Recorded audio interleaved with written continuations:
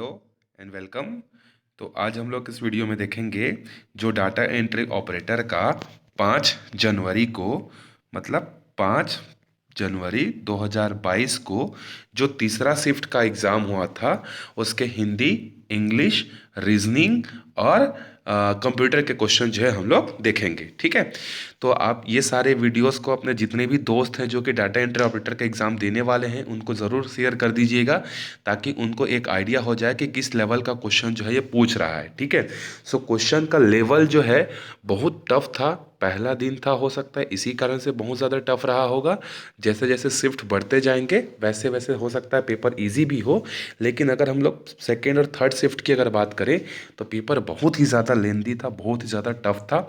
मतलब अभी तक CGPSC हो गया, व्यापम हो गया, किसी भी एग्ज़ाम में जो है कंप्यूटर में जो है कूट वाले क्वेश्चन जो है नहीं पूछा जाता था, लेकिन ये पहला एग्ज़ाम है जहाँ पर जो है कंप्यूटर के जो क्वेश्चन है वो कूट में पूछे गए हैं।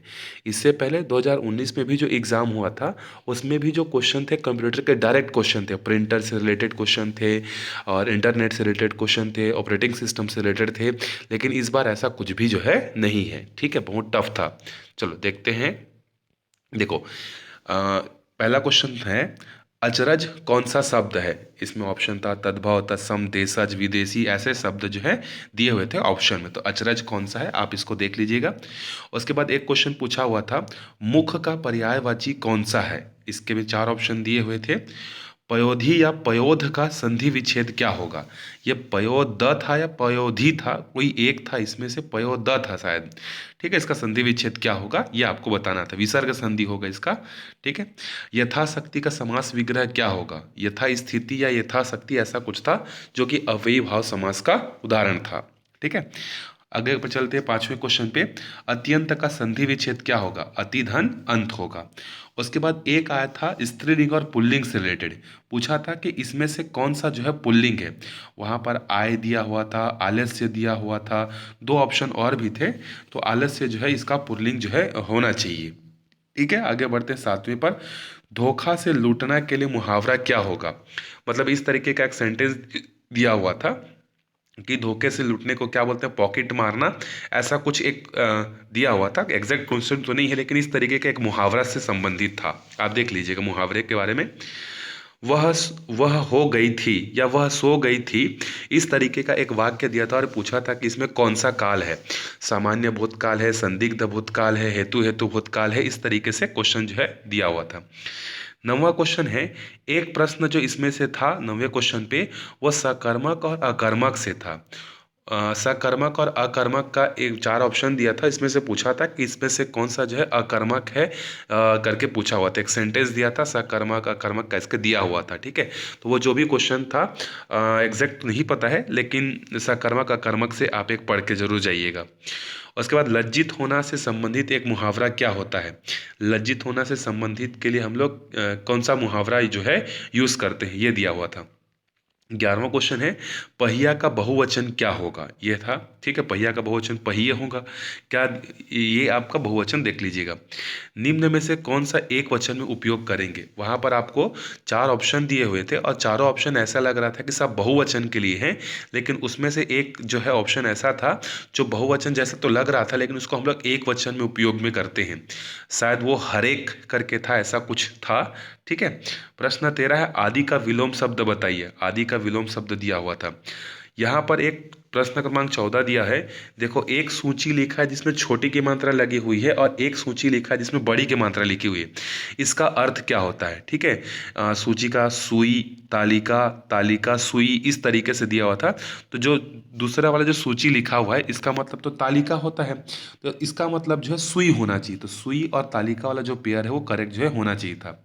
संज्ञा से एक प्रश्न था, इसमें से कौन सा निम्न में से कौन सा संज्ञा इसमें है करके, जातिवाचक था, भाववाचक था, समूहवाचक था, ऐसा एक वहाँ पे वर्ड दिया हुआ था। ठीक है, और उसके बाद 16वां क्वेश्चन था निम्न में से खर का अर्थ कौन सा नहीं है। मतलब एक यहाँ पर वर्ड दिया हुआ था खर जैसा और 4 ऑप्शन थे, और इसमें से बोला गया था कि खर के लिए कौन सा शब्द जो है उपयोग में नहीं लाया जाता या उसका पर्यायवाची नहीं है करके। प्रश्न क्रमांक 17 है देशज शब्द कौन सा है। एक वर्ड दिया हुआ था और उस वर्ड मतलब एक वर्ड दिया था, 4 ऑप्शन दिए थे और उसमें से पूछा था कि इसमें से कौन सा जो है देशज शब्द है करके। ठीक है, उसके बाद हम लोग आ जाते हैं, देखो हिंदी से 20 क्वेश्चन थे, 20 में से मैंने 17 क्वेश्चन आपको एग्जैक्ट बता दिए हैं क्या क्या थे करके, 3 क्वेश्चन जो है मुझे नहीं मिल पाए हैं।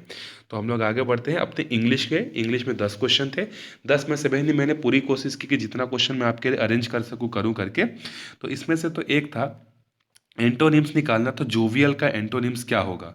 फिर एक क्वेश्चन था स्पेलिंग करेक्ट करने के लिए था, ठीक है।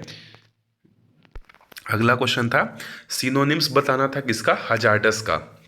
हजार्डस का जो है सिनोनिम्स क्या होगा। उसके बाद एक क्या बोलते हैं, हमारे पास नरेशन से रिलेटेड क्वेश्चन था। The doctor told me what is the problem, इसका नरेशन जो है चेंज करना था, ठीक है।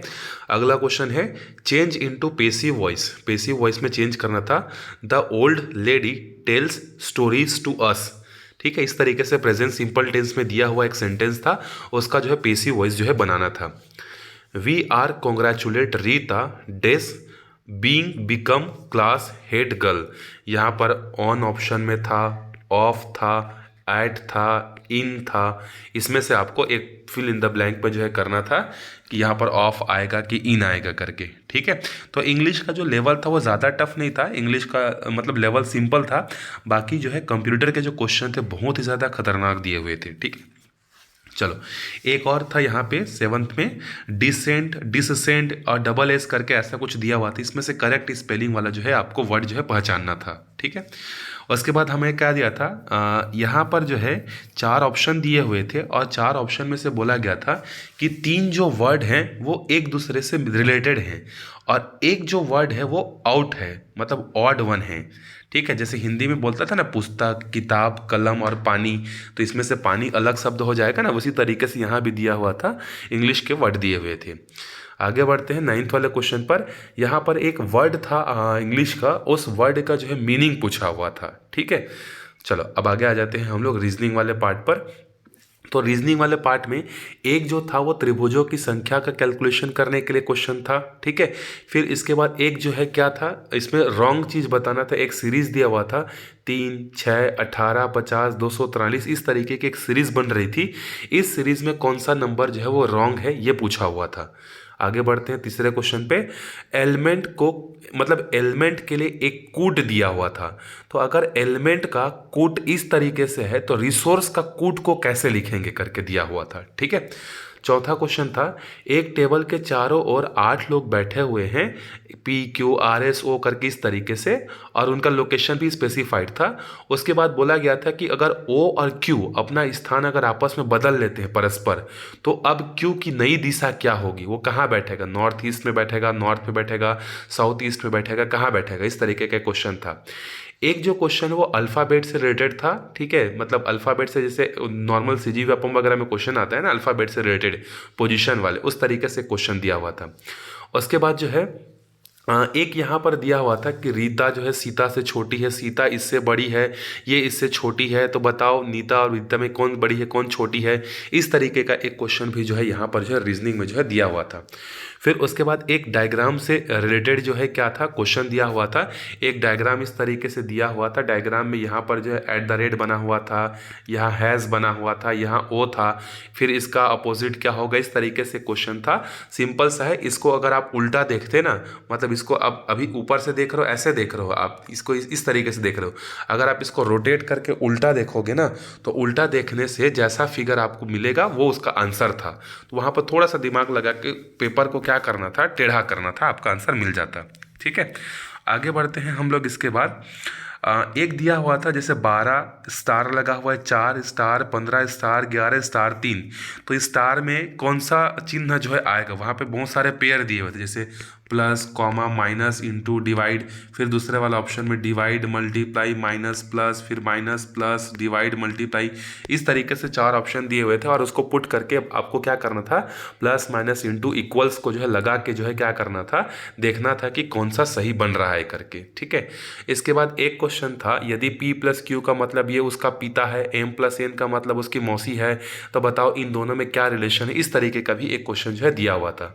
फिर एक जो है रीजनिंग में जो है पिक्चर से रिलेटेड एक क्वेश्चन दिया हुआ था, उस पिक्चर से आपको आउट वन जो है निकालना था, ठीक है। उसके बाद एक क्वेश्चन था, इनमें से कौन सा एक प्राइम नंबर नहीं है, अभाज्य संख्या नहीं है, ऐसा क्वेश्चन दिया हुआ था। तो वहाँ पर 57 ऑप्शन में था। तो ये रहे आपके रीजनिंग के क्वेश्चन। अब हम लोग लास्ट में देख लेते हैं कंप्यूटर के कुछ कुछ क्वेश्चन जो है। जैसे एक क्वेश्चन यहाँ पर दिया हुआ था, कलर मॉनिटर का और नाम क्या है?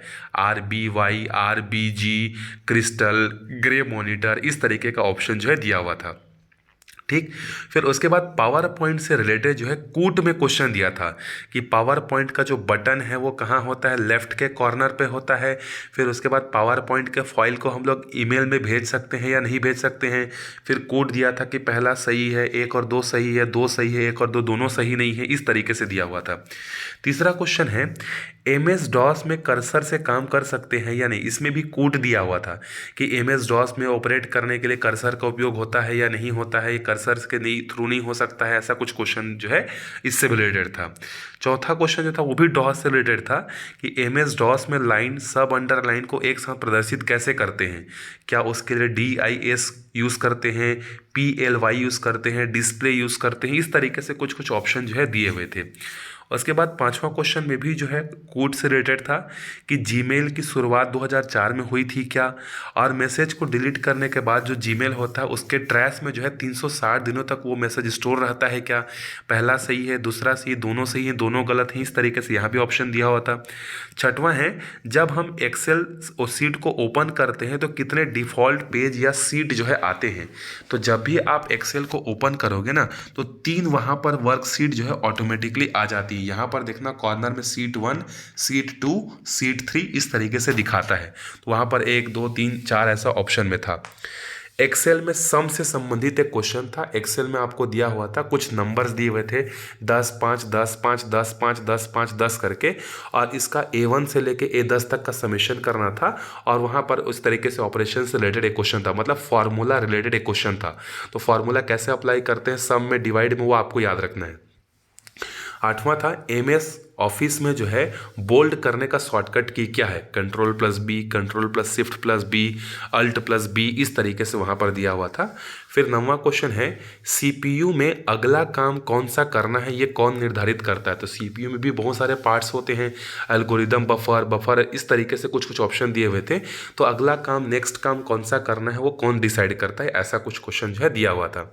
फिर उसके बाद एक और क्वेश्चन था, 1 पीटाबाइट जो होता है वो 1025, सॉरी ये 1024 है, 1024 किसके बराबर होता है, टेराबाइट के, GB के, MB के, किसके बराबर होता है, ये दिया हुआ था। ठीक है। फिर इमेज से संबंधित एक प्रश्न था, इमेज से क्वेश्चन नहीं मिला मुझे, लेकिन इमेज से रिलेटेड एक क्वेश्चन था करके ये पता चला। फिर उसके बाद पूछा हुआ था जीमेल के फाउंडर कौन है। ठीक है, तो जीमेल के फाउंडर, गूगल के फाउंडर, याहू के फाउंडर, ये सब आप पढ़ के जाइएगा, एक क्वेश्चन आपको मिल सकता है। तो इतना में आपको पूरा का पूरा समझ में आ गया होगा कि कौन सा एरिया जो है CSEB जो एग्ज़ाम में जो है टच कर रहा है। आप उस फील्ड को ज़रूर पढ़ के जाइएगा, अच्छे से पेपर बनाइएगा, और वीडियो को ज़्यादा से ज़्यादा लोगों तक शेयर कर दीजिएगा, चैनल को ज़रूर सब्सक्राइब करिएगा। ऐसे ही जितने भी CGPSC, व्यापम या CSEB के जो भी एग्ज़ाम होते रहेंगे सबके एनालिसिस जो है मैं आपके लिए ज़रूर लेकर आते रहूँगा।